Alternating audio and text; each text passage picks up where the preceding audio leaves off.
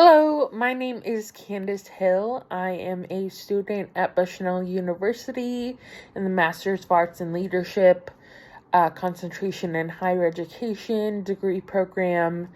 And today I will be talking about self-care practices, which is very important in the higher education field.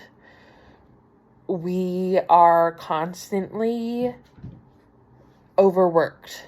We have a lot of students to take care of, to look after, often big caseloads, and there is a high chance for burnout.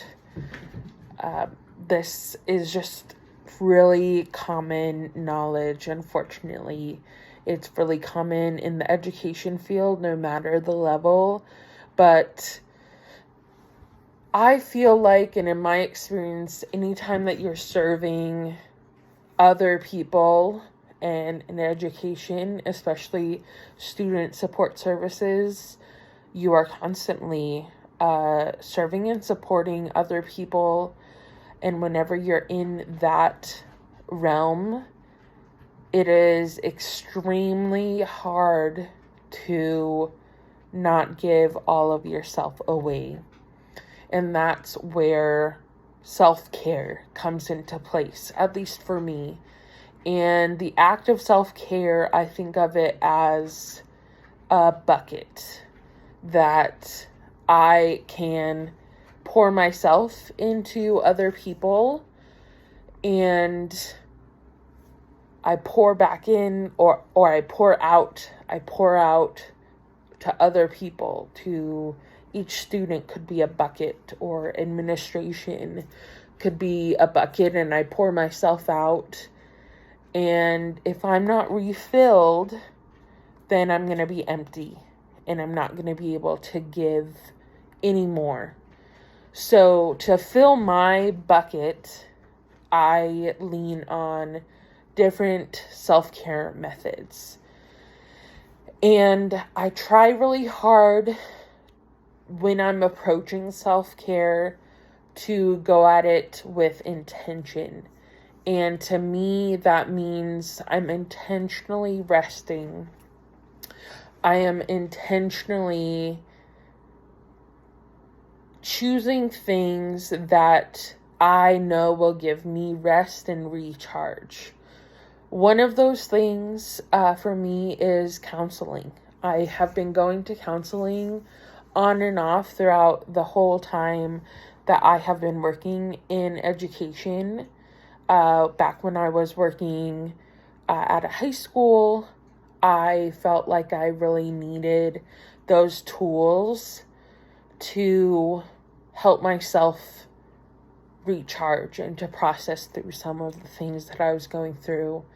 And through that, I have been able to take an hour to myself, talk out things that are bothering me, whether professionally or personally, and then go and be refilled and feel heard, because it's not always something that's possible in the realm of education, is to feel heard about concerns. And then it's just a thoughtful time. Another technique that I use is thoughtful meditation. I have an app called Calm. And in the Calm app, there are just a multitude of different meditations, soothing music.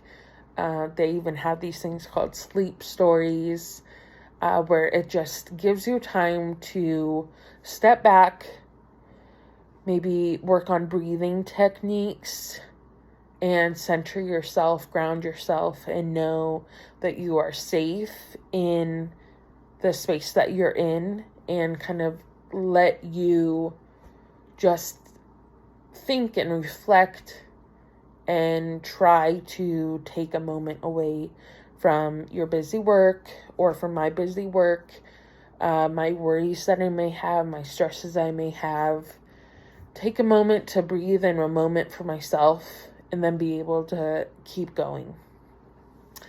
And I think my last technique that I really put into play quite often is at the end of the day, I go out and I take my dog for a walk. And now in Oregon, it's not always possible with the rain, but I find that this is a great chance for me to get some physical exercise. And I often put in music that I enjoy that kind of calms me down.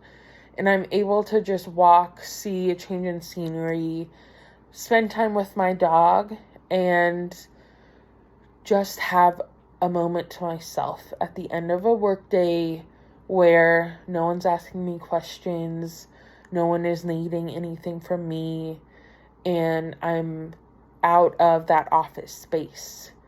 And more times than not, I've come back home and I feel much better, and I can be in my space, my house, my safe space, and I can feel just like I've left work at the door.